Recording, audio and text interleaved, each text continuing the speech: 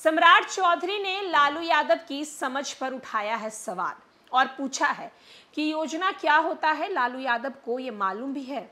नमस्कार, मैं श्वेता और आप देख रहे हैं न्यूज़ फॉर नेशन।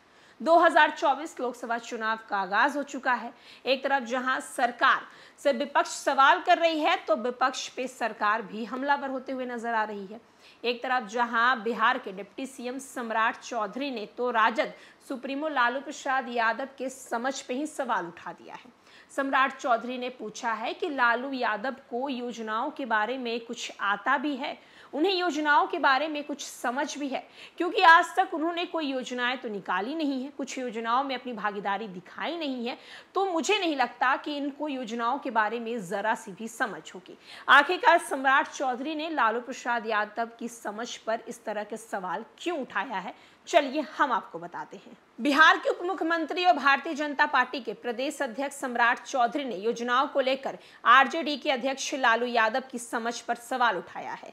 सम्राट चौधरी ने लालू यादव पर तंज कसते हुए पूछा है कि उनको पता भी है कि क्या योजना होता है। 15 साल में आरजेडी सरकार को लेकर सम्राट ने पूछा कि 15 साल में कौन सी योजना शुरू की है। लालू यादव एक योजना का नाम बता दे जो उन्होंने शुरू की हो, नीतीश कुमार की एनडीए सरकार ने बंद की हो। लालू ने 15 साल में कुछ नहीं किया तो अब क्या करेंगे। सम्राट चौधरी ने इस तरह की बातों को लेकर लालू प्रसाद यादव को घेरा है।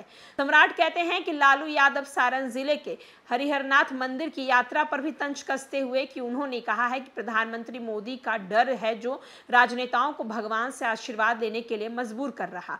पीएम मोदी के डर के कारण ही लालू यादव मंदिर के और भगवान के शरण ले रहे हैं। लालू यादव की स्वस्थ रहने की कामना है, लेकिन चुनाव में उनका हार निश्चित है। लोकसभा चुनाव में बीजेपी की जीत का दावा करते हुए सम्राट चौधरी ने कहा है कि नीतीश कुमार और पीएम मोदी की जोड़ी बिहार में 40 की 40 सीटों पर एनडीए को जीत दिलाएगी। बिहार में सभी 7 चरणों में 40 लोकसभा सीटों के लिए मतदान होगा। पहले चरण की बात करें तो पहले चरण में 4 सीटों पर वोटिंग होगी। राज्य में दूसरे और 5वें चरण तक के फेज में 5-5 सीटों पर मतदान होगा। छठे और 7वें चरण में हर फेज में 8-8 सीटों पर चुनाव होंगे। पहले चरण की वोटिंग 19 अप्रैल को है तो आखिरी फेज की वोटिंग 1 जून को है और सभी चरणों के वोटों की गिनती एक साथ यानी कि 4 जून को होगी और इस दिन लोकसभा चुनाव के नतीजे जारी होंगे। तो आप देख सकते हैं कि लोकसभा चुनाव को लेकर एक तरफ जहां सरकार पर विपक्ष तो निशाना साध रहे हैं, लेकिन अब विपक्ष पर भी सरकार जो है वो पीछे नहीं है सवाल उठाने को लेकर।